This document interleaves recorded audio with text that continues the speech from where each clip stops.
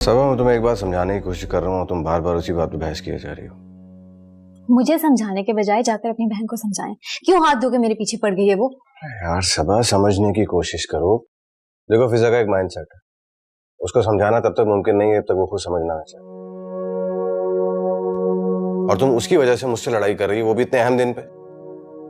मैं लड़का आ रही हूँ जुनैद, इंसान हूं मैं, मुझे तकलीफ पहुंची है उनके बिहेवियर से।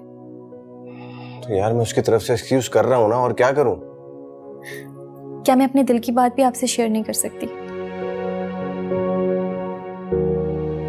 मुझे ये उम्मीद नहीं थी कि आप भी टिपिकल मर्दों जैसे हैं। अच्छा, और ये टिपिकल मर्द क्या होता है बेगम साहब? यही कि बीवी को दबा कर रखना और हमेशा घर वालों का साथ देना। देखो, बहुत बुरी बात है, गलत बात है। तुम कम से कम इतना तो मुझे जानती हो ना कि तुम्हारा हस्बैंड जो है वो हक का साथ देता है। तो क्या मैं हक पर नहीं हूँ? देखो, बिल्कुल हक पे हो।